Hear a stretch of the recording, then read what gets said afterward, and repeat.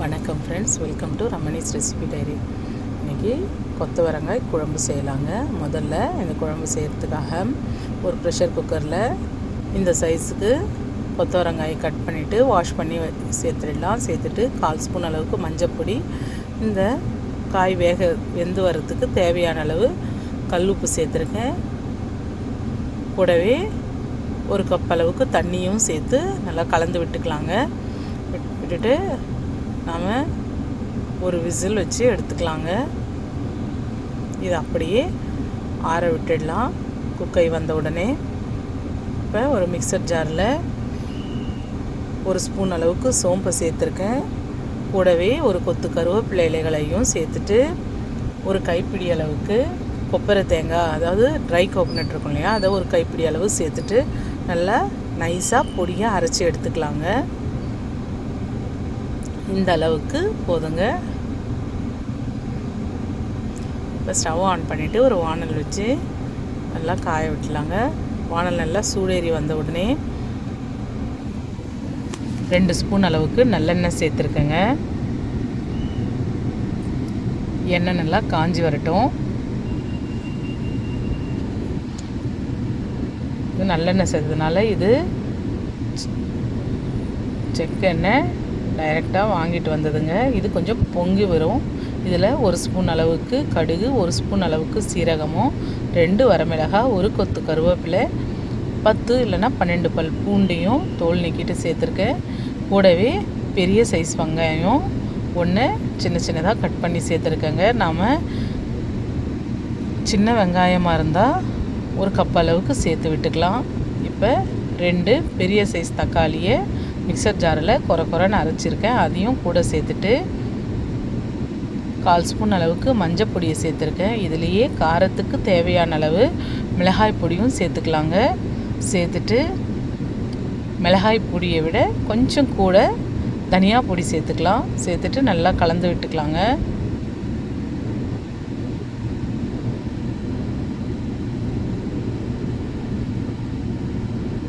கூட 1/2 கப் அளவுக்கு தண்ணியை சேர்த்து வதக்கி விட்டுக்கலாம். பாருங்கள், இந்த அளவுக்கு வந்த உடனே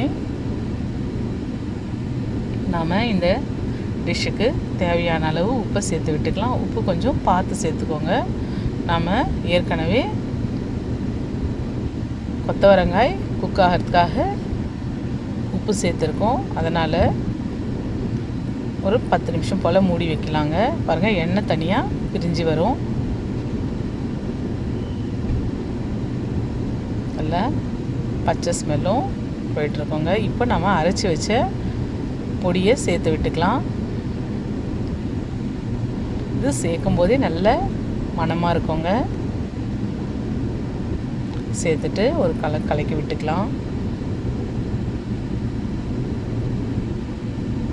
இது கலக்கி விட்ட உடனே ஒரு பெரிய சைஸ் நெல்லிக்காய் அளவுக்கு புளியை நல்லா கரைச்சி ஒரு கப்பில் எடுத்துருக்கேன். அந்த கப் அளவுக்கு புளி தண்ணியை சேர்த்து விட்டுட்டு 10 நிமிஷம் போல் கொதிக்க விடலாங்க. புளியோட பச்சை வாசனை போகிறதுக்காக. நல்லா கொதித்து வந்த உடனே நாம் குக் பண்ணி வச்ச கொத்தவரங்காயை தண்ணி இல்லாமல் எடுத்து சேர்த்து விட்டுக்கலாம். பாருங்கள்,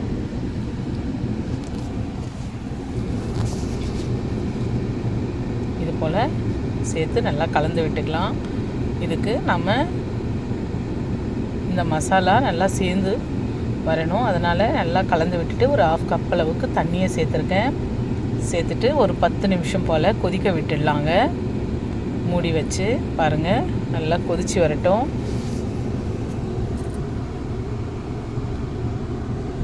இது கூட நான் கொஞ்சம் டேஸ்ட்டுக்காக வேர்க்கடலையை வறுத்து 1/2 ஸ்பூன் அளவுக்கு பொடியை சேர்த்துருக்கேன். இது நம்ம விருப்பம் இருந்தால் சேர்த்துக்கலாங்க, இல்லைனா ஸ்கிப் பண்ணிடலாம். கொஞ்சம் கூட டேஸ்ட் கொடுக்குங்க. அதிகமாக வேண்டாம், 1 இல்லைன்னா 2 ஸ்பூன் அளவுக்கு சேர்த்தா போதுங்க. அருமையான கொத்தவரங்காய் குழம்பு ரெடிங்க. ரொம்ப டேஸ்டியாக இருக்குங்க. இது மேலே மல்லி இலைகளை தூவிட்டு நம்ம பரிமாறிக்கலாம். இந்த டிஷ்ஷை நீங்கள் ட்ரை பண்ணி பாருங்கள். டேஸ்ட் நல்லா இருக்குங்க. உங்களுக்கு இந்த டிஷ் பிடிச்சிருந்தா இந்த சேனலை லைக் பண்ணுங்கள், ஷேர் பண்ணுங்கள், மறக்காமல் சப்ஸ்கிரைப் பண்ணுங்கள் ஃப்ரெண்ட்ஸ். அருமையான கொத்தவரங்காய் குழம்பு ரெடி.